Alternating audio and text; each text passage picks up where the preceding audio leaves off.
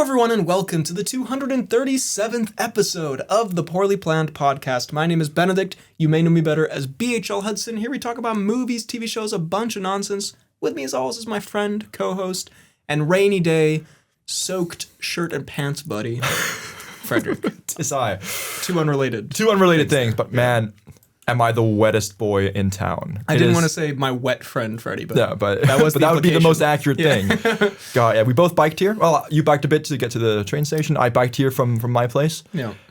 And it's not even raining that much, but when you hit a bike in the rain, it just, man, my thighs are, my loins be wet. It'd be smelly in here for some reason, yeah. It's real stanky up here. Horrible way to start. Yeah, no, I don't know. It was fine this morning. Yeah. It was beautiful the other day. Oh, we had the most amazing day the other day. And I was like, oh my God, spring doth sprung. And now we're just wet boys again. Now we're wet boys. I hate Danish weather. Also, you can keep actually filibustering. I'll just adjust the camera real quick. Oh, right. Yeah. Well, yeah. I mean, just people who bike in the rain will know, like, it doesn't even feel like too much. And then suddenly, out of nowhere, you look down and you wet boy. You a wet boy. Yeah. Speaking of wet boys, I guess. Never mind. That's not the Spielberg franchise. Spielberg's historic filmography. Today, wet boys. In honor of Disclosure Day. Disclosure Day. Hitting cinemas presumably this week. Okay. Unless something goes horribly wrong. Mm-hmm.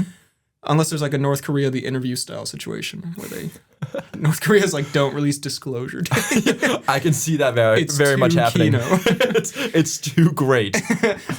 We thought we would talk about the Steven Spielberg filmography. God. In a pod way, though. Exactly. So we're going to be shitting on Steven quite a bit. Because I have hopefully a BHL Hudson video coming out ranking all the Spielberg movies. Ooh, going analytically in depth. A little bit. So I've engaged in a lot of Spielberg as of late. I mean, throughout, we can talk about something you should never say. We can talk about our relation to Spielberg in general. But exactly. as of late, I've been on that Spielberg train, as it were, wet boy style. I've been on the Spielberg train, wet boy style. So I'm prepped to talk about. I thought we could talk about our overall thoughts on the Spielberg style. Mm-hmm. We could talk about our favorite and least favorite Spielberg moments. A little bit of a ranking. Favorite moments and also favorite films in general. Mm-hmm. And also some negatives. Least favorite films, maybe? We might have to throw that in there. I hate to do my goat like that. Sorry, Steven. And then, you best believe, we close it out with a Spielberg quiz. Oh my God. I hope you're fucking hyped. Why does such a thing exist? I don't know. What does the Spielberg quiz entail? It's all about like his... I don't know, identifying as moles, I guess. Or is it like, what Spielberg caricature are you? Spielberg caricature? Which Spielberg are you? Fuck, I'm BFG Spielberg. Oh my God, the best Spielberg. But yeah, so I'm BFG Spielberg. I think even Spielberg would be unhappy if he was I feel BFG like Spielberg. As Spielberg was making the BFG, he looked in the mirror and said, fuck, I'm BFG Spielberg. Yeah, genuinely. That's how you know you're washed for making the BFG. We'll talk about BFG. Yeah. Actual trash. As best Spielberg movie of all time. Yeah. That's what it stands for, best fucking giant or whatever. Biggest fucking gooch. Anyway, Steven Spielberg. Let's start off with dive in. A little overall our takes on the man's career and politics now. And all his social views. Yeah, I don't know what he's up to. Probably good stuff generally, You'd I hope assume. so. Yeah. But I feel like Spielberg is a like spiritual first movie fan director. Yeah. Because he makes films that are great and accessible and very famous, of course, but also because I feel like his style is very like fundamental filmmaking. It's a very approachable style, I feel.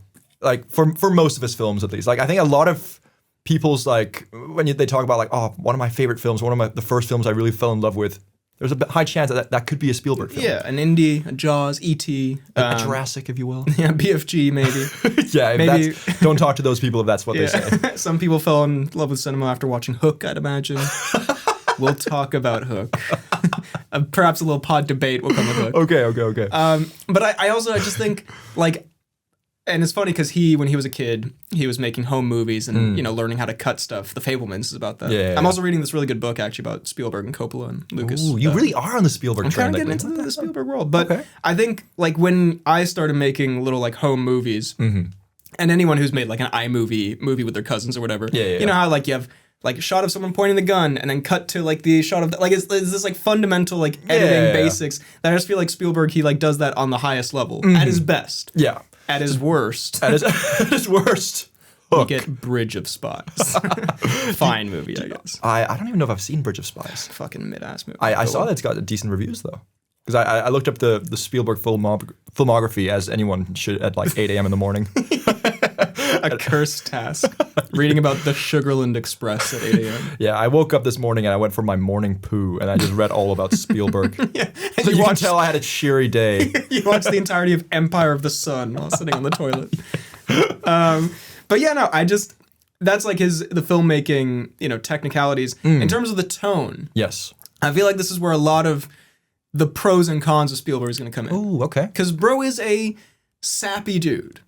Bro loves his sap. He's one of the sappier men. And I think when sap goes well in movies, It goes great. it goes great. You get magical moments. That's the movie moments that like Yeah. Nicole Kidman's talking about in that AFC ad, where she's like, "We come here for our hearts to fucking scream," or whatever.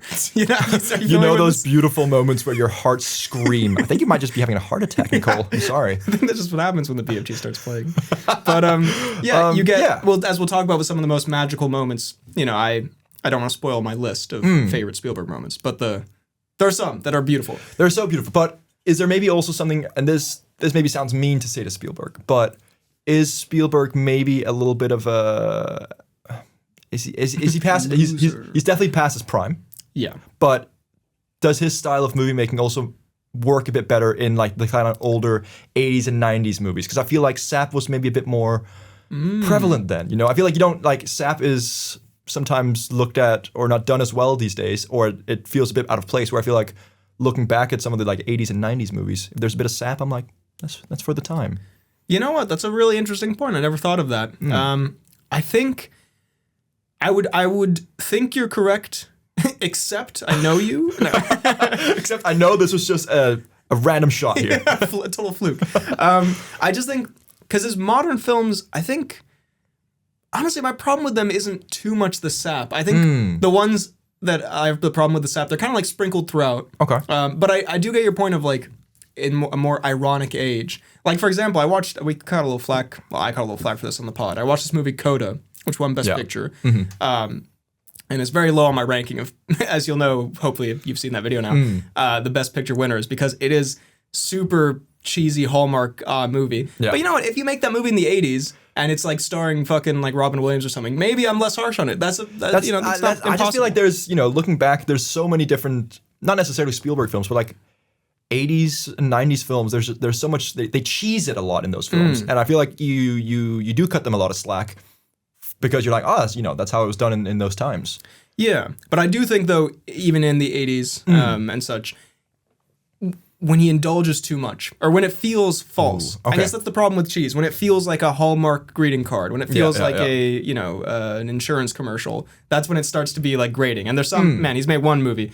You've never heard of it. It's called the movie Always. I have not heard of it. Made me low-key suicidal. I watched that and the cheese was way too much. It was, I'll talk about it in my fucking extended video. But when he does it well, he does it well. It really works. And I feel like on that note, we can talk about our top 5 favorite and our top 5 least favorite Spielberg movies. Did I ask you to do this, by the way? Maybe I forgot. You did. Yeah. Spielberg movies. We also talked moments. I don't have as many, maybe, but movies, I've got a whole list. Nice. Do we want to do... Okay, I'll start with my top 5 best. Please, hit me with them. And you know what? For the sake of saving up spaces, I'm going to count Indiana Jones, the trilogy, as one movie. Because otherwise it'll all it's all Indiana Jones. Yeah. I'm going to say number 5. Ooh. I'm going to go with The Extraterrestrial. I was going to say, I haven't seen that. Never mind. Of course you've seen that. The Extraterrestrial. A movie about your lookalike. My stunt double. Actual ballsack alien. E.T. is a good movie. E.T. is number 5. Then I would go Jaws number 4. Fair. Jurassic number 3. Okay. Schindler's number 2. Fair enough. And I'd put the entirety of the Indiana Jones trilogy at number 1. literal best cinema of all time. Interesting. It cannot be beat. Now, I realize it's kind of a generic list. I'd like to say I have some flavorful, right outside the top 5, I got Duel, I got, the things that didn't make it. yeah, Okay. Tintin and such. You can watch my video, Tintin's a whore. You can watch my video about it if you want like the in-depth. You can watch my video, Tintin Sahur. Sorry, I just got like flashbang. Sorry, I had to say it. Yeah, sorry, it was too good. Also, this comes out in July or something when Tung Tung Sahur is real super hot. But yeah, that's my top 5. We can get into it. What's your top 5? My top 5, I'm gonna hit you with number 5, Jaws. I think that's number 4. Tintin. Okay. Ooh, Flavor Town. Okay, I'm not mad at it. Number 3, Catch Me If You Can. Okay. All right. A fun movie. I really enjoy it. Quite fun. Number 2, Saving Private Ryan. Big problems with Saving Private Ryan, I sense. And number 1, West Side Story. the BFG. Jurassic Park. Interesting. Indiana Jones, mid-franchise. No. I wouldn't say that to you. Fuck. Let's talk about it. Let's talk about it. First of all, what's your experience with Indiana Jones? Which ones have you seen? That's the thing. I don't have all that much experience with it. Like I watched, I might have seen all of them. I've definitely seen the first 2. Okay. But it was kind of like I watched them when I was. The third one's the best one. No, is the third one with Sean Connery. I've also seen that one. It's not good. But it's like it's good. But I just watched it like once, maybe twice growing up. My dad's a big Indiana Jones fan. Of course, yeah. Your dad's way cooler than you. Your dad would never put the Tintin movie in the top 5. Saving Private Ryan number 2. Not even a single indie movie on there. No, we'll talk about it. We'll talk about it. No indie. But I'm just like, it's. I recognize it's great. It's just not really something I ever really got into. It's the same way I recognize that Harry Potter is fantastic and a franchise that's beloved by many. I just never really was hooked by it. Is there anything specific about it that you do? Because I feel like you are a big adventure fan. No, I mean there's nothing really. I think it's just it's nothing. hat? I think it's nothing really to do with the movie itself. What did you say? Is it his hat? I don't know. It's his hat. It's his hat. That's it's what I his thought. belt. Yeah. I don't love it. His corduroy pants. Kind of lame. It's I don't know. It's that big ball that falls for his face. I don't fuck with it. No, I don't think it's anything to do with the movie itself. I can recognize that there's. Like it's a great movie, I think, but it's never really something that I got super hooked on, and I think that's maybe because I watched it when I was too young to fully appreciate. Interesting. And then I just never really went back. Okay. And I think if I watched it now, it's like a weird like double-edged sword because now I would recognize it as a very fun film, but then I wouldn't have the nostalgia that I think you maybe get from it. You know? That's true. Yeah. And to be fair, I think Raiders of the Lost Ark is objectively the best one. Like that is a like actual cinematic classic. Like real piece of art. I recognize Last Crusade is not like as artistically probably sound, but it's got Connery. It's my favorite movie of all time, and I think it's interesting because I watched it when I was very young and I did get it. So it says a lot about us. An I guess. IQ difference, perhaps. But I also agree that I do like. If I watch it now for the first time, be like, wow, those were really great. Probably how I feel about Pirates of the Caribbean, where I'm like, the first one, where I'm like, that's a really fun movie. Yeah. I'm not like adoring it. I do think that your Indiana Jones is my Pirates of the Caribbean. I think that is like the kind of... But that being said, I think the trilogy of Indiana Jones mogs Pirates of the Caribbean. I think that is an insane thing to say. That is bro. a crazy take. At Last Crusade versus At World's End, bro. Dude, At World's End is actually such a good movie. Holy shit. Oh my God. That's Pure not a cinema. Spielberg movie, so... so save that for the Gore Verbinski pod, little bro.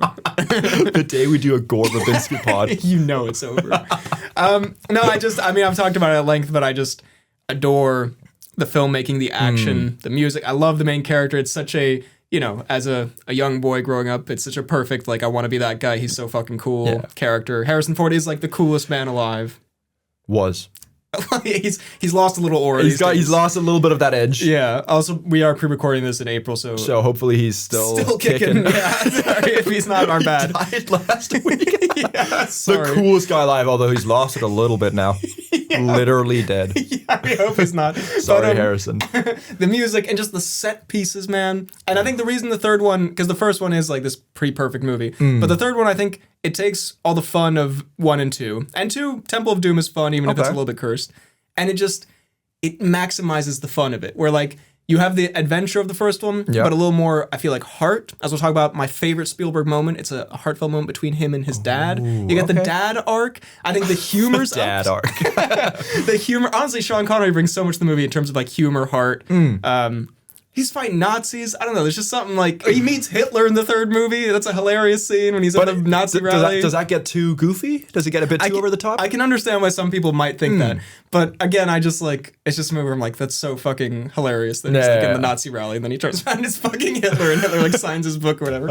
I just think it does it so perfectly. Personal favorite, but I would say objectively, like without any personal bias, I think Raiders is like a 10 out of 10, like all-time classic. But do you think that, just no bias, Raiders is his best movie? Like, I know it's not your, like, you like the third one more, but Raiders, is that his best movie, no bias? Just technically, plot-wise, everything. I think technically, it's a toss-up between BFG. I really think it's between Ready Player One, Amistad, I don't fucking know. No, I would say Raiders, Schindler's List, and Jaws, I think, are tied for like his actually best movie. Okay. But yeah, and on that note, Jaws. Getting straight Jaws. On that note, getting straight Jaws. That's what Spielberg wrote in the manuscript? Yeah. Now, for this movie, I'm going to need straight Jaws. Yeah, beginning, and they're like, oh, it's a great title. And he's like, oh, yeah, sure. Oh, we're going to need a bigger boat. Jaws is, I think, did we watch it for the first time together in our class, or was that? I think we might have. I think I might have seen it earlier, but I think that's my first like real memory of watching Jaws. I think I probably have seen it in passing before, but of actually like remembering Jaws, I think we watched it together in class for science class for some reason. Yeah, for sex ed. Straight Jaws. Okay, I guess. I'll taught watch us it. A lot. Clearly, I mean, still think about it to this day. But yeah, Jaws. It's just a classic good movie. It's super classic. It's got some very iconic scenes. It's got some actual, terror. Yeah. Again, it's one of those that I think with a lot of Spielberg films is aided and helped by the fact that it's an older movie. Because if Jaws didn't exist in this universe and was made today, exactly like that, I don't think it would be as great. But because it's a classic. Interesting. I think it's. You're saying it's boring. I don't think it's boring. And mid. That's exactly what I'm saying. I don't know. It's one of those that I think would still be a good movie, but I think it wouldn't be like if Jaws hadn't existed and it was made today. I don't think it would be like we've got the Meg already. Come on. We've already seen the Meg 2. Like, you're not really up in the ante. I mean, I think that's more an indication of our collective IQs declining. No, that's probably true. But because it is like a slower movie. It is a slower in comparison movie. to like the Meg. But I think it's like. No. I mean, it holds up, though. It definitely holds up, and it's got some very iconic scenes, great acting. Yeah. We'll talk about again best Spielberg moments. There's definitely some Jaws stuff in there for me. Sure. And you're a big fish man. I'm a huge fish guy. Unrelated to movies. You just look like one. Just looking general aura. Yeah. It smells nice. But yeah, and you, I don't know. Do you have because you've swum with sharks? I'm pretty sure. I've scuba dived with some sharks in my time. Did you feel the Jaws aura? I got straight Jaws. Yeah, did you get straight Jaws when you were doing that? Exactly. Yeah, I mean, I never did it with those sharks, Didn't get straight Jaws like that. But there is something inherently. Jay, do you think that obviously sharks are terrifying in general, but do you think that the movie Jaws has heightened the fear in just everyday life that people have of sharks? Maybe. Yeah, probably. I'd say when it came out, I think it did like. I don't know. I remember there being some news coverage of like no one's going to the beach or something because Jaws was so scary. And I remember like the first time or like maybe sometime around when I saw it and I was going to the beach that summer. I was a little on edge. I was like, what's going on here? Yeah. But I don't know. But also, what shark attacks are like less likely than like getting getting killed by a cow is more likely. I'm pretty sure. Yeah. Struck by lightning is a little far, but I mean, maybe I don't know. Yeah, potentially. But no, very. And the score, I love it. And I do like the crew, the guys. I feel like it is. I do like because that is where like it's maybe for a modern audience a little bit slower, but I feel like they have very good dynamic. It makes it tense. No, for sure. You have Catch Me If You Can in your top 5. Yeah, which I'm not against. I just think that again, like I haven't seen Schindler's List, so I'm sure it would be up there. And I don't have as much love for Indiana Jones, so I think there's reasons behind it, but I also think it's just like a fun, good time. It's one of his most fun. It's one of his most fun. I think there's great dialogue in it, and I think Leonardo and Hanks have a fun dynamic. Yes. It is a little bit of a comfort movie, I think.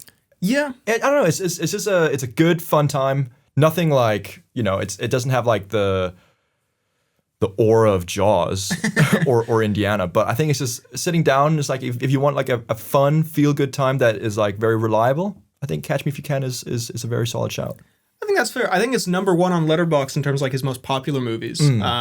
For that reason, because it is like a comfort movie. I remember when I first watched it, I was very like, not very underwhelmed, but I was just kind of like, oh, that's it. And then I watched it again recently. It's like part of like a movie night. Yeah. And I was like, it's like a perfect movie night movie. It's like you can have your snacks and kind of be talking a little bit, but while watching the movie, and it's like. But there's also stuff to talk about what happens in the movie, and there's some like deeper messages in the movie as well, like his relationship with his dad and everything like that. It's and I think Hanks occasionally. I don't know. I don't dislike Hanks. Ooh. I guess I just like there's some people who just love Hanks movies. I'm not one of those people where if it's got Hanks on it, I'm frothing at the mouth. It's I mean, for like physically, yes, but physically, yes, but like mentally, I don't want to be frothing. yeah. Whenever you see Hanks, you have like a dog saliva Exactly. I get response. rabid and I'm like, oh fuck.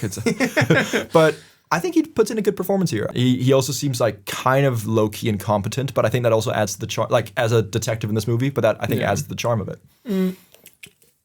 I think a little bit like Indiana Jones, where it's like, oh, that'd be so cool to be that guy. I think if you watch this when you're younger, which I didn't, you might have that like, it'd be fun to like pretend to be a pilot and pretend to be a doctor and a lawyer and all the stuff he does. I think honestly for me, like, it doesn't slow down, but I think that's the most fun part when he's like, being a doctor or whatever. Yeah. And then as it's more cat and mouse game, it's less fun, but it's still very compelling. I think that's a fair, on my list, that's my number 10 on my Spielberg that's ranking. fair. That's fair. You've seen more, and I think you're also and you've got the Indiana Jones stuff as well. Like, I do have the Indies. So I think, nothing too insane, and I understand not having it in the top 5, but just putting that out there, fun time. I would say, it's not the most pod movie. We don't have to talk about Schindler's List too much on the pod. I want to get into it. Let's do it, yeah. How do we fit like a Josh Gad joke into Schindler's List? How do we get like Brenton Thwaites? Exactly. How do we do the Tom Cnews about the Schindler's List? Could we like cast Dwayne The Rock Johnson in the Ralph Fiennes role in Schindler's List maybe? But no, I mean, it's an incredible film, incredibly heartbreaking, obviously. Great performances from Neeson, from Fiennes. And I think as I talk about in my video a little bit, it's like, to do, like, a lot of Holocaust media is obviously, like, incredibly hard to consume. And to do it, like, the Oscar Schindler, Liam Neeson characters, or, like, the framework around which he does the Holocaust movie. So there's, like, a little bit of time to breathe between, like, the horror scenes. Yeah. It makes it, like, it's not done tastelessly. It makes it, like, sort of just more... It emphasizes the and you can, like, it. consume it. It's, like, more accessible, which I think is important for this kind of thing to be. The only problem I have with it is at the end, there's, like, a big emotional scene. Yeah. And it's the only moment in the film that kind of like rings slightly false to me, where it feels like a movie. Because like the whole thing, it's very kind of like gripping and immersive. Yeah, and I was impressed with Spielberg, who can sometimes cheese it up with like how devastating it is. And then the last scene, it is like a little bit like movie moment. The music soars. He does a big performance, and it's meant to be like the big thing. And for a lot of people, I'm sure it's like that's like a top 5 Spielberg moment. Yeah. For me, it's like that's the only thing like I felt like takes you out of it a little tiny bit. But otherwise, 5-star movie. And also, I do want to watch. It's a great one. And E.T., I honestly don't have much to say about. I remember loving it when I was a kid. Yeah, I haven't seen it since. I have not seen it in a long time. I cannot tell you what the fuck happens in E.T. E.T. I mean, there's that one scene where, unless this is from Gremlins, but I'm pretty sure he like goes into the kitchen and he tries to take some food and stuff like that. And are they kind of like, are they connected? Like him and the kid, are they kind of like, does he feel what E.T. feels or something? Is that a thing? Is that something I'm making up? I think you're definitely making that up. I think they just give him peanut butter and fly into space or some shit. I don't know. Plot of E.T. I remember actually when I first watched it that I was a little bit like spooked to watch it. My mom was like, he's so ugly, but he's so cute. And I was like, how can you be ugly and cute? But then I saw E.T. Then I saw the extraterrestrial. And I saw it and I was like, you know what? He is ugly, but he is cute. He is adorable. I think he's kind of unsettling. I think he's so wholesome. He's wholesome, but he's just like, to look at, he's a little nightmare fuelish. He is like a melting ball sack, I grant you. He is a little bit. So cute. Oh yeah, he's so cute, but so ugly. I love him. But also, and I do remember as a kid, I don't think I cried, but I felt like I got like choked up when they're gonna like fucking dismember E.T. or something. No, I was like, holy fuck, dude, that's not my goat. And that's like, again, because we haven't seen it for so long. Again, we'll talk moments, but that is one of like my least favorite Spielberg moments. Not because of it being like a badly written or done moment, but I just remember feeling so like, oh my God, I don't want to watch this anymore. I don't want to see what they're doing to my goat E.T. They're gonna fucking carve him up, bro. They're gonna carve up the ball sack. I don't want that. It's crazy. I remember also like, because that's when I saw it as a kid. That's the age where like when you're watching a movie, it like feels like real life. I was like, not fucking E.T., bro. Not E.T., don't do it. Yeah. Just rush the TV. Get to the peanut butter. He needs it.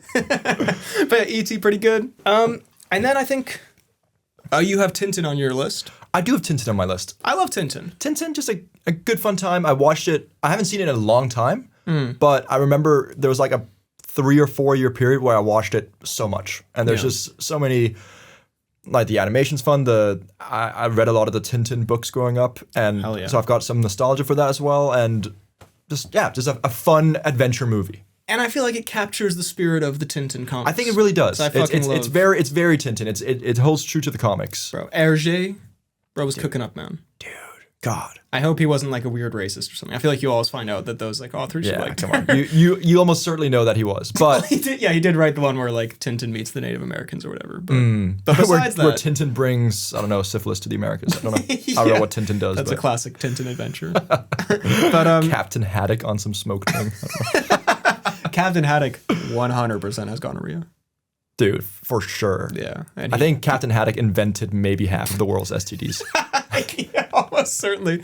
But no, super fun movie. Yeah. And I feel like it rings more true than like some modern Spielberg. Like Ready Player One doesn't really feel Spielberg. No, but that's what I mean. I feel like there's a lot of the later Spielberg movies, even if they are good, or if they've got good stuff in them, doesn't really feel like you don't sit there and watch it and think, oh my God, this is a Spielberg masterpiece. This is a Spielberg movie. Oh, he is. I wouldn't say he's washed, but he did like Bridge of Spies core is like, you know, yeah. But Tintin is good. We both have Jurassic Park. Jurassic Park's my number one. That's a hard one to beat. Oh, that's such a classic. So good. Can I just say, maybe unpopular take, I was close to putting Jurassic Park 2 in my top 5. That is an absurd take. Jurassic Park 2 is in my bottom 5. Jurassic Park 2, while it's not as good, I think it's still very good. Again, I think I've got a lot of nostalgia for it, but I think it's great. It's great. We'll get to it. And then you have Saving Private Ryan in your top 5. What's your beef with Private Ryan? Is it because it's a Matt Damon movie? Is Matt Damon like a new pod enemy? Is this? I don't know. Are we making you clearly? I don't know. Yeah, I feel like you say he's a fraudulent and failed actor, and then suddenly you hate Private Ryan because he's in it. I feel I'm sad that I've made Damon a pod antagonist because I like him in a lot of stuff, but it's just look, Saving Private Ryan is just again okay. I don't want to make another pod antagonist here. Oh, Hanks. I think it's not Hanks personally. But I think there's something about Hanks movies that I just like, I don't fuck with. There's something about seeing Hanks in a movie, even though there's many good ones. It's not Hanks personally, but there's just something about seeing him in a movie. There's just something about that mug being on the screen. That he has a certain mug. But like, I think I just associate him with like the most movie-ish movies. And I know that's kind of a nothing statement because like, you know, Indiana Jones is a movie-ish movie, but like, I just look at like Forrest Gump, Toy Story, The Green Mile, Saving Private Ryan, Castaway. Like I don't know. I just see all these as like I don't want to watch Captain Phillips, Big, like Apollo 13. They're just all like normal mid movies. I don't know. You can't say that Castaway and stuff is a mid movie. Forrest Gump's a mid movie. What do you? I think I'd say not mid movie. I'd say normal mid movie. Like it's like normal ass movie. Like I don't know. That's just crazy. He's like the king of the normal ass movie. I don't know. I feel like you're thinking a movie is normal ass because it's got Tom Hanks in it. Maybe I don't know what the chicken or egg. I don't know, but like sorry, I thought something was bursting. What'd you say about Hanks? Hanks with a machine gun. Hanks with Wilson. More dangerous. Bro would pummel us.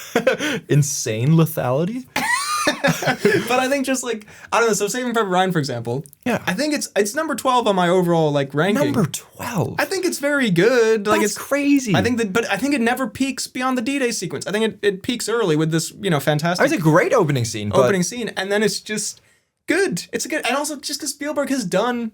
Spielberg was involved with, and Hanks to his credit, with Band of Brothers, which is like a better, more like emotionally gripping version of this World War II thing. I just think it's like It's fine, but if I was gonna watch a World War II movie, I'm just like saving. It's just such a.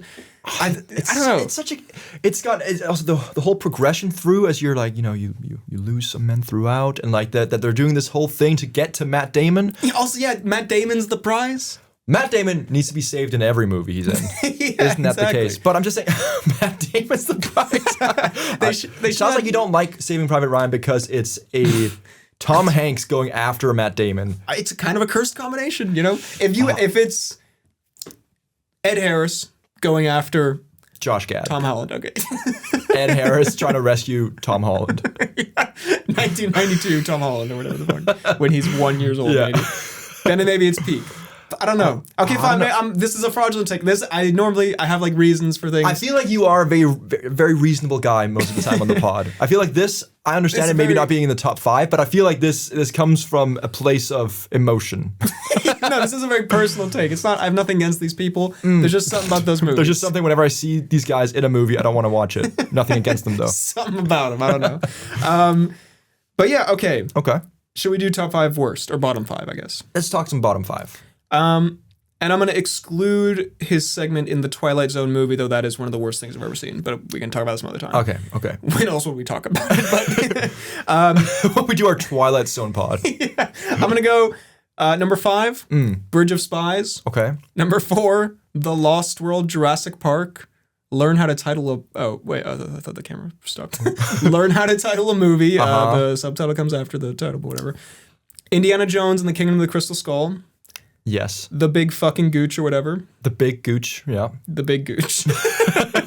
And just cut out the F. The movie Always, which I mentioned earlier, which I watched in catching up with this filmography. Obscure 80s movie that is like actually like a cinematic crime, low-key. What's your bottom 5 looking like? I don't even have a bottom 5 because I think there's a lot of Spielberg movies I just haven't seen. I haven't even seen fully the BFG, but I'm putting that as the worst. Sure, fair. And then I think I'll put Ready Player One on there as well. Not because I hate it, but just because I don't think there's many other Spielberg movies that I've actually seen that I would put in a poor list. Sure. There's just a lot of Spielberg films I haven't actually digested, and then all the Indiana Jones movies. I would also put Crystal Skull's also on there. Yeah, and you know what? To Spielberg's credit, my number 5 here, and even number 4, Lost World. I give him 3 stars. I don't think they're bad. Okay. So to his credit, but yeah, it's interesting that Ready Player One, because I have it sort of peripherally around this, because we saw that together. And it was fun. It's and like if I saw all his movies, I'm sure that Ready Player One would just be like mid to like towards like bottom half of the Spielberg filmography. But because I haven't seen a lot of the ones that are probably worse, I recognize that this doesn't really feel like a Spielberg movie a lot of the time. I think it's got some pretty bad moments in it. Yeah. The final battle's the ugliest thing. Yeah, it's not great. There's also a bunch of TJ Miller stuff. Oh, yeah. Oh, my God. Which is in some of my worst moments. So we'll talk about that. But it's just like I completely forgot the human being TJ Miller existed until this moment. Goodness. Yeah. So, well. I think it's just interesting because it's, like I saw, we saw when we were 16. And I feel like since then, especially with some of the more film-minded people I met in college, I feel like I've had the Funko Pop mentality jammed out of my brain where it's like, actually, that's super cringe. And so, the movie like bringing together like, look, it's the properties, it's the point and clap, kind of thing. In hindsight, I also think I have less... No, I mean, I think I like the world as such, but it does feel like, they're getting some cheap points by putting a lot of, oh my God, it's the Minecraft Batman. That was you. When that was me. I loved it. You literally screamed that. It's Foxy. I also think that it is very just like Ready Player One and Alita Battle Angel could be the same movie to me. I think those are very like similar core in terms of visual style, kind of whatever movies. Yeah. Bridge of Spies is just super forgettable. Whatever. The BFG, like always, I'll talk about my video. It's just the corniest fucking TV movie. Unforgivable. Unforgivable is a little harsh, but the BFG is unforgivable. BFG is the worst thing anyone's done in the 21st century. The BFG is just corny, cheesy, fart maxing garbage. Yeah. And it's just because it's such a you can do Roald Dahl not mystical, like fun, whimsical stories. Do you like the BFG book? I love the BFG book. God. And Do then you they, not? It's fine. I've read it a few times. Like I'm just saying, like, and then they made the BFG or he made the BFG movie. Just takes all the magic out of it. Yeah, this feels like washed Spielberg. Like he's come back since and made like The Fableman's pretty good and that kind of stuff. West Side Story. This felt like is Spielberg. This is Spielberg at his absolute bottom. Yeah. Kingdom with Crystal Skull. I've been told to rewatch this by my friends. Like it's not as bad as you remember. And I think in comparison to Indiana Jones 5, I would like it more. Okay. It has a little more like authentic movie charm. Yeah. But we're gonna do our top 5 worst moments or whatever. There's some moments in here. And you got Shia LaBeouf. Gopher and Nuke Fridge. Nuke Fridge, Gophers. You got the aliens at the end. Oh, can I say, I feel like Indiana Jones and Pirates franchise are so perfectly parallel. Because the first 3, undeniably goated. Right. Then the 4th one, a lot worse. But then when you look at it compared to the 5th one, the 4th one's actually okay, maybe. It. Yeah, no, this is very true. Yeah, no, that's fair. Yeah. And then, do we do a little the Lost World Jurassic Park debate? So why don't you love it? I don't love it, but why don't you like it at all? It's almost in my top 5, quote Freddie. But I mean, I just think it's so... just because the first one is so iconic and memorable, for it to be this forgettable and like... It just feels like a sequel in the worst ways. Like, it's like, what if we went back and we did the same things, but less fun, with less of the characters? I think there's less, like, the thing about Jurassic Park is it's this massive spectacle with also this good story and moral and character. Okay. Like, it's held by the characters. And I feel like Lost World is just, like, it doesn't have the same, like, you know, message about... what is the quote? Like, you're so concerned if you could, you didn't say if you should or whatever. Like, exactly. That kind of thing. Yeah. And plus, she does that backflip or whatever, and that was pretty cringe. Yeah, okay. I mean, that's also in one of my worst Spielberg. Yeah. But I will say that I think I fully recognize that it's not as good as the first one, not by a stretch at all. But I also think that the reason it's viewed so poorly is perhaps because the first one is so good. I think that Jurassic Park or Jurassic Park 2 here is better than all of the new Jurassic Worlds. Ooh. I think it's better than all of them. That's both in originality and all of it, enjoyment, it all. And I think I recognize I have some nostalgia for it as well, Jurassic Park 2, because I watched all like the trilogy there a lot when I was a kid as well. But I think that holds true. That's not a crazy take. I have enjoyment for Jurassic World 1. But I have enjoyment for it, but I still think I would rather watch Jurassic Park 2 than Jurassic World 1. Because I think that feels like useless whatever sequels. That's, you know what, I'm not super against that. That's one of your... It's one of your okay takes, I guess. Yeah, one of your more acceptable ones, I suppose. Okay, do we want to do our moments here? Lay it on me. Now, I've tried to not just do Indiana Jones moments, but...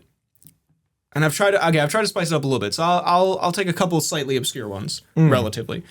I'll remove Jurassic T-Rex scene because I imagine you might talk a little bit about some Jurassic. You've read me like a book. And by the way, I thought about this for literally 5 seconds, so don't get mad at me that I'm missing out all kinds of stuff. And I'm also not including Schindler's List on here because I feel like that's just weird to compare super Can you say how weird scenes. is it that the same guy made Schindler's List and The Big Fucking Gooch? No, how is that the same guy? To be fair, with Spielberg's filmography, I kind of respect the variety. It's versatile. There is some versatility here for sure. Number 5. It's so fucking stupid.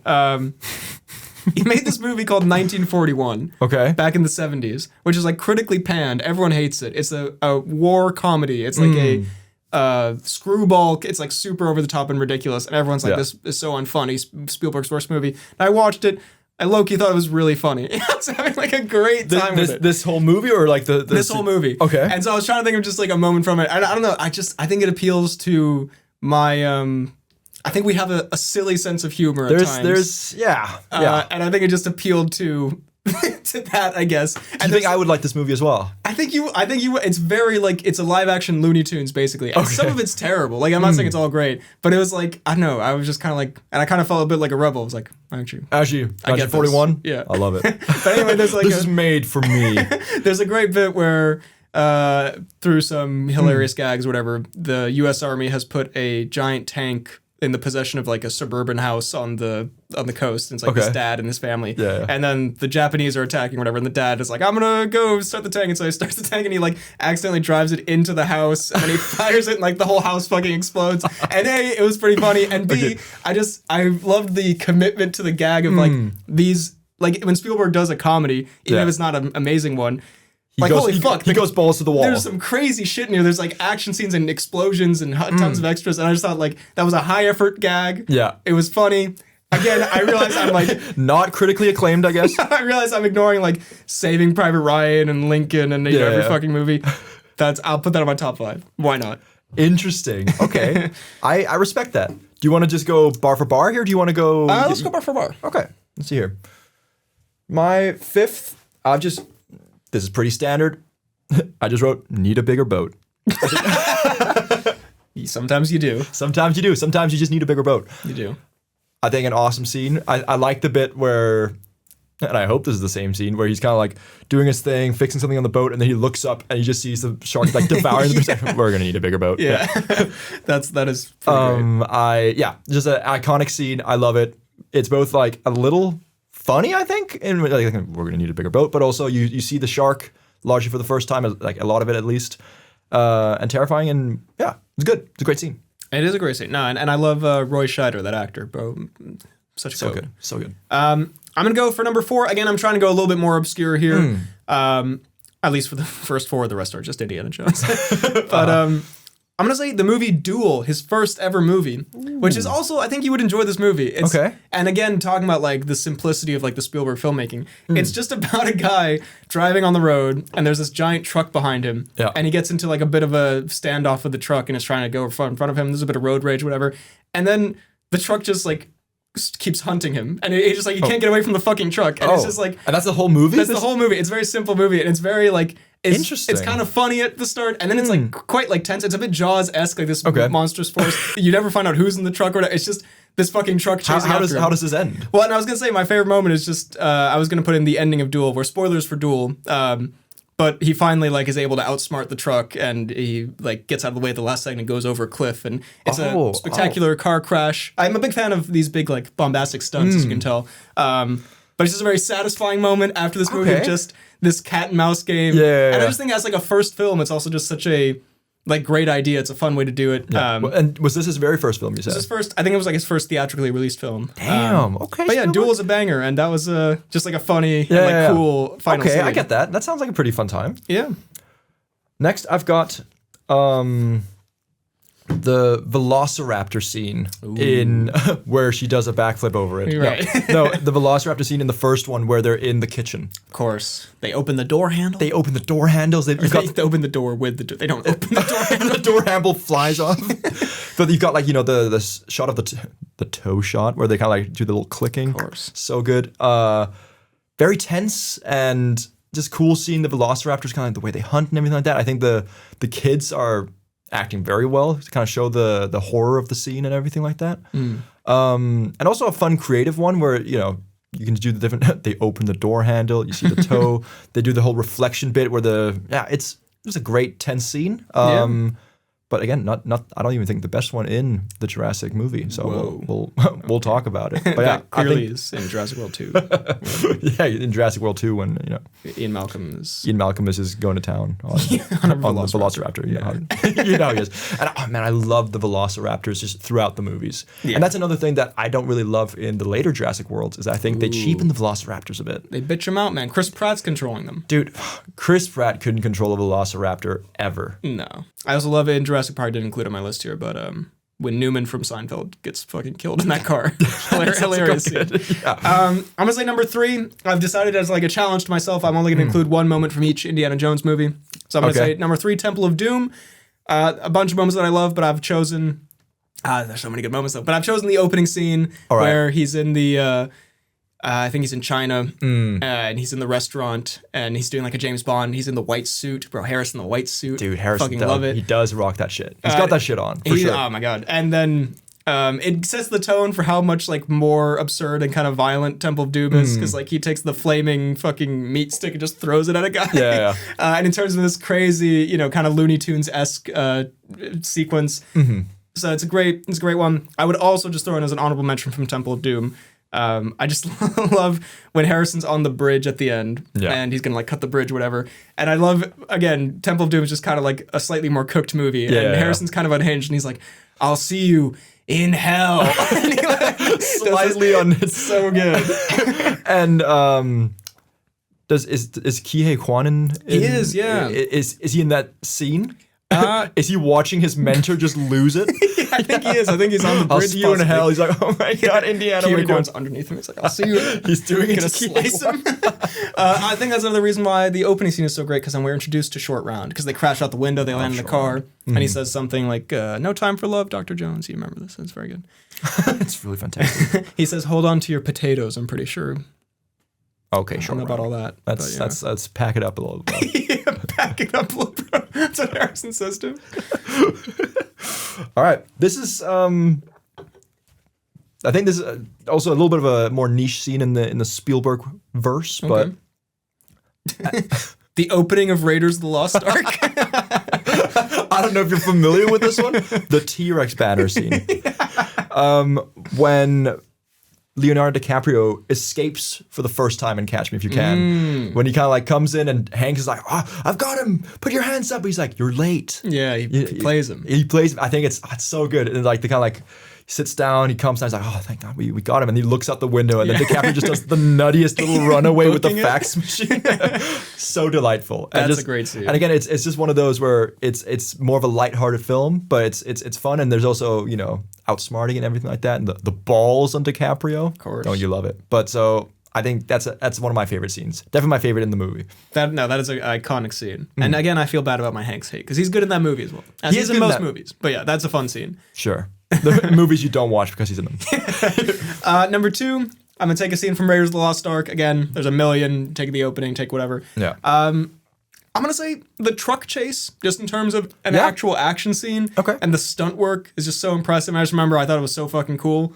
But there's a million. I also love, like, I think leading into that when he's riding a horse and they're like, what's your plan? He's like, I don't know, I'm making this up as I go. Classic. That's a great line as well. And I would just put, as another honorable mention, just a tiny moment, but I also thought it was so cool when someone poisons the dates and Indiana Jones is about to eat them and he throws it up and my goat Sala catches the date and he goes, bad dates. And then you see the dead monkey that was eating the date. It's like, holy fuck. Ooh. I just thought that was a cold moment from my goat Sala. Cold moment. I mean, in my second as well, I've also got Raiders of the Lost Ark, but just the opening scene. Yeah, I mean, it's not in my, like, the movies aren't in my top 5, but I recognize that is a fantastic opening scene. One of the most iconic in cinema history. So good. Bruh. And Alfred Molina kind of cheesing it up a bit in there. It's actually so good. So good. And then final one is from Last Crusade. And again, I could literally put the whole fucking movie. I love every scene with the dad. Yeah. I could quote the entire thing back to front. I'm going to go, instead of a funny moment, I'm going to say genuinely, weirdly in Spielberg's entire filmography, the moment that, like, hits me the hardest. I think it's the most beautiful. Okay. At the end of The Last Crusade, where they've got the goblet, the Grail. They've got the Green Goblin. And they're escaping, and the Grail falls in the earthquake, and Indiana Jones is reaching for it, and he's like, I can get, he's consumed with the idea of getting it. And then his dad, because it's set up throughout the movie, his dad doesn't call him Indiana, he calls him Henry, and that, that's a rift between them. And then also, the whole reason they aren't close is because his dad has been chasing the Grail his entire life. It's been he loves the Grail more than his son, all this stuff. Indiana Jones is reaching for it, and his dad goes, Indiana, let it go. And Indiana Jones turns, and he picks him up, and the music kicks in. So beautiful. It's so perfect. It's like the perfect, Destroys the studio. I love Indiana Jones. Flips table. Goes absolutely feral. Starts twerking. I was literally going to say starts twerking. What the hell? Of course you Dude, why the fuck do we both think about twerking? I really don't know. It's so good I think about twerking. But just in just an incredibly fun movie.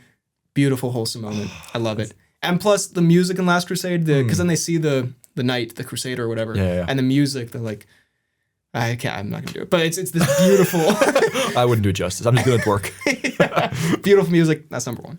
Fair. I think that's a nice and also wholesome one to end it on. I think for me, we're going back to Jurassic. Let's go. There's so many Jurassic scenes. We talked about the kitchen one. I think the scene where the T-Rex comes and saves them from the two velociraptors is also great. But I think my favorite Spielberg scene is the intro to the T-Rex. At night when the park shuts down because of Neiman. Yes. And the T-Rex breaks through the fence. The terror there, the way it's shot, like the fact that it's raining there as well. And then there's both action. You see the T-Rex, which you're like, whoa, what the hell? This is beautiful. Like, this is amazing. Goldblum has some cool moments as well, where he brave Goldblum, where he saves the kids. There's also like the horror of the guy getting eaten on the toilet. Of course. It all just happens. And again, I think the kids, great actors in that show. Like, they can be a little annoying at times, but I think in general very good. And the horror that they face, I think they portray it quite well. And just again, seeing the T-Rex on the big screen for the first time, I was like, man, this is awesome. So peak. No, that is a top 5 kind of most iconic scene ever. Yeah, for sure. I'll grant you for sure. So again, I just have a lot of nostalgia for the Jurassic World film or Jurassic Park film as well. So good. I would also, as an honorable mention, Jurassic Park, I'd put the Ian Malcolm shirtless scene. Dude, speaking of sex appeal. Yeah, were we? I don't know. So like when that guy gets eaten off the toilet. Top 5 worst Spielberg moments. Yeah, I've got 2 here. Sure, I can just run through them. We can do them quick. Yeah. I just have first. This is in no particular order. First one I've written here: BFG farts. My top one, it's glummy. It's glummy. It's glummy. It literally farts off the chair. What's going on, BFG? If you haven't seen the BFG, there's a bit where the BFG like drinks some fucking like kombucha or whatever, dude, and then he lets it rip. And he goes, but it's the fact that he's like, it's glummy. It's so like weirdly perverted. I really don't like it. It's like, it makes me. I haven't seen the movie, but it makes me physically revolted. I agree. No, there's like an actual like. It activates my like fear center. I don't know. Like I see that and I get like genuine anxiety when I see it's glummy and the BFG fucking takes off like a NASA rocket. It's not okay. Genuinely elevating. I think like I don't even remember if they fart in the book. They might briefly, but like I don't know. We didn't need all that in live action. Also, glummy? Is that a word? I think that's like, it's meant to be like a Roald Dahl, like fun, whimsical world. He's a little Easter egg. It's glummy. I also hate it. Yeah, BFG farts has got to be number 1. That is a terrible fucking scene. I think you also have this. I have gymnastics in the Lost World. Yeah, I said gymnastics and just some general scenes with Goldblum's daughter. Yeah, I don't even remember why I didn't like the gymnastics. I know it's kind of like just a thing people hate on, but fuck it, I remember it was bad. It's so bad because the velociraptors are painted as these like super like insane predators, and then like a teenage girl who's doing some weird gymnastics, she's like somersault into them and like break through a window. Yeah. No, thank you. No, that's not how it works. Speaking of not how things work, the fridge scene in Kingdom of the Crystal Skull. I've had people try to convince me this makes sense. Like, no, it makes sense. Even if it protected him from radiation, is he surviving a fucking 100-foot fall? Yeah. In a fridge where he's like falling around in it, it's like flying around the. And if he survives all of that, the gopher's killing him when he opens the fridge. Yeah, the gopher smells blood. Also, it's just like I don't know. People are like, but Indiana Jones is silly. Not that silly. But and also like they like all the other stunts they do and stuff. I know they like crash a plane or whatever, but it's like plausible that they. Exactly. It's not like Looney Tunes. I think it's stupid. It transcends plausibility. This. We talked about this before. For me, I've got number 3, not because it's a bad scene, but E.T. gets experimented on. What a horrible sentence. E.T. gets experimented on. E.T. gets probed. Justice for humanity. They do it to us, we do it right back to them. Horrible. But agree, that's a terrible, tragic scene. It's a tragic scene. Again, I get it, but I just remember as a kid being like, oh my god, no, not my goat, E.T. getting probed. Yeah, don't experiment on my goat, bro. Not cool. Don't experiment on my goat. E.T. gets experimental. But when he's like held down and... they gag him. You remember when they hold down, gag, and probe E.T.? So that's in my top 5 favorite movie moments. Not just Spielberg. Favorite moments of my life, seeing that scene. Super horrible. I'm gonna say the post MCU ending type beat where they're like, I hope we never hear of Richard Nixon again, and then it cuts to the Watergate building being broken into, and I was like, genuinely shut the fuck up, bro. This is like a really good movie. Yeah, what's going on here? Yeah. And I've just got my last one here. I've just got any TJ Miller scene in Ready Player One ever. What? I just remember, first of all, T.J. Miller, strange guy. Second of all, I just remember him being like the actually most unfunny bastard in that movie of all time. He is that in most movies he's in. Again, T.J. Miller baggage aside. Yeah. Bro was like never a funny Not character. that funny, but it's also just like in that movie, he's like, they're like, oh, we need a big comedian to play this weird looking like monster in Ready Player One. Yeah. Let's get T.J. Miller to literally just riff for any scene he's in ever. Yeah. Terrible. Also, T.J. Miller being directed by Steven Spielberg is just kind of cursed. Like one of the greatest directors of all time having to instruct T.J. Miller how to I don't act. know. I don't like it. I don't like that either. Clearly he failed. Oh. Ah! Whoa. T.J. Miller hacks our camera. Silence from you. I didn't fail a goddamn thing. Well, and my last worst moment here is just all of Tinkerbell's scenes in Hook. I just think the green screen looks awful. I don't have many beef with Julia Roberts. I just think it looks bad. I also honorable mention Williams' first appearance in full, what's his name, Peter Pan. In full Pansdoom? In full Panstoom. Mega cursed. Really? You settle into it as it goes. Be like, oh, this is goofy, whatever. When I he don't know. first shows I up, find it. I kind of like it. kind of cursed. I was, and this might be even more cursed, but as an honorable mention in favorite scenes, Oh, boy. I think Robin Williams is hanging out with the Lost Kids. This is I guess. it's just so wholesome. It's fun. It's wholesome. You see like the tree they live in or whatever the fuck. That's fun. I guess. I don't know. To me, it was just, yeah. Well, anyway. I Williams fucking hated it. Williams in pantsuit. I don't know. It just I don't know, just him and the kids. Like, it's if I was 8 years old, this would go hard. This would be fun. But like now, I'm just kind of annoyed by this. But it's fine. It's good. Before we do the quiz, real quick, just round up if there's anything else we have to say about Spielberg movies. The Fabelmans. There's that bit where Seth Rogen cucks Spielberg's dad. I haven't seen The Fabelmans. It goes pretty hard. I mean, it's sad and like it's his real life story or whatever. But the fact that he cast Seth Rogen and play the guy who cucks his dad is That's not great. a little unfortunate. Let's see. Close Encounters is pretty good. And in the movie Lincoln, there's a scene that my dad used to show me because he thought it was so funny, where Lincoln is talking, like he's telling a joke, and he's saying like, the British, or like the first presidents would hang a picture of George Washington in the British embassy because nothing makes a British man shit faster than George Washington. What the fuck? My dad would like pull this up on YouTube and be like, such a good scene. It's so funny. You know the George Washington shit scene? Classic. So good. Where does Lincoln rank on your Spielberg filmography list? Ooh. Well, I still haven't seen all of them as of this recording, but I put Lincoln number 11. I have it above Saving Private Ryan. And above, a lot of movies. What about Catch Me If You Can? Is that below Saving Private Ryan? That's above. That's number 10. That's number 10, right? Yeah. Do we real quick want to do a Spielberg quiz? Sorry. Bruce Banner. Oh no, Bruce Buffer. Bruce Banner. Bruce Banner. The Hulk. I was doing Let's a do little it. too much there. My bad. That's all right. It's all right. Let's absolutely do a quiz. This comes to us from entertainment.ie. Can you name the Steven Spielberg film from a single image? Ooh, okay. Now, this is a little bit unfortunate for an audio medium. Yeah, But we will describe the image. And we're going to describe in great detail what you're looking at. And I, if I remember correctly, I will link this in the description so you can play along. Very good. First one. Where is it? Whereas that's literally just his mug. Can you name this Spielberg movie? Wait, where is the quiz though? but like for real though. But like Steven, where the fuck did you put it? What the fuck, bro? Where's the quiz? Okay. Where the fuck, bro? Where is the quiz? Well, now I just can't even scroll down. Oh. Start the IQ test. That's an ad. That's not the quiz. Okay. Steven Spielberg. But no, like I tested this before. It works. Why? No, but like my Steven Spielberg quiz, where is it? What the fuck, bro? Wait, okay, hold up. You gotta be fucking shitting me. Happy birthday, Steven Spielberg. Seems you got a bit too excited about the Steven Spielberg quiz.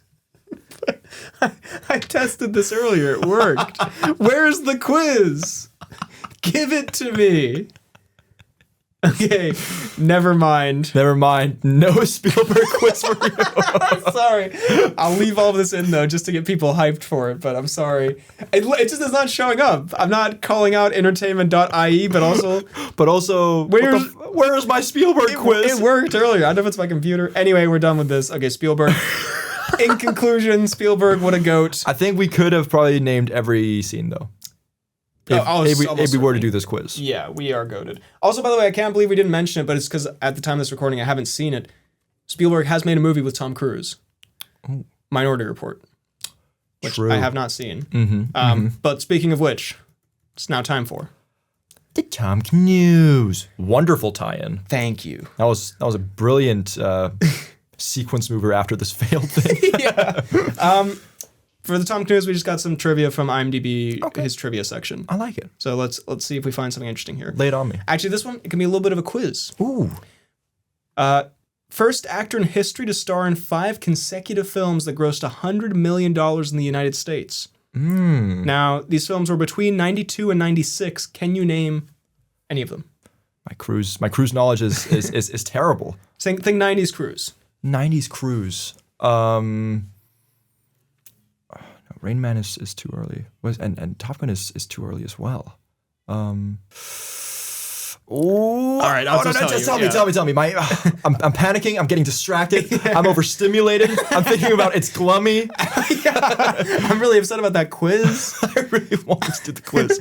A Few Good Men. The Firm. Firm. Interview with the Vampire. Mission Impossible. Jerry Maguire. The first Mission Impossible was that late or that early? Damn. 96, yeah. Damn. Well, that's very impressive, Cruise. Go Cruise? Cruising it up. Go Cruise. With that said, that's the Spielberg pod. We gotta wrap this up before like someone fucking invades the studio. God. I'm hearing like screaming and I don't know what's going on. Pitchforks being lit. I was gonna say that's not how pitchforks work. I hope you enjoyed the episode. We will be back at the end of the month, hopefully, to talk about Disclosure Day. Yes. Let us know your thoughts on Spielberg's filmography, your top 5 and bottom 5 and moments and all that stuff down below in the comments. And also, can we just also say, what do you think of the rankings here? Is Indiana Jones deservedly number 1? Yeah. And is Jurassic Park 2 deservedly the best movie of all time? I don't know. Very possibly. While you're at it, be sure to like this video, subscribe to the channel. You can find us also on Apple Podcasts and Spotify, where you leave a 5-star rating, a nice review, tell your friends about the pod. You can find me on my YouTube channels, BHL Hudson and BHL2, my Instagram, BHL_Hudson, my Letterboxd, Real BHL Hudson, and you can email the pod at bhlhudsonvids@gmail.com. Ooh. You can also find the pod on TikTok and Instagram at The Poorly Planned Podcast. You can find... There's literal screams. Actual screams. What the fuck? Did Steven Spielberg enter the building? Or is TJ Miller out there? Yeah. The good or bad scream. Who's to say? Who knows? You can also find me on YouTube at FDK Space Gaming. You can find me on Instagram at Fidalgard and on Letterboxd at FDK_Thwilms. Thank you very much for listening, and we will see you next time. It's glummy. Okay. Sorry about that. No, thank you.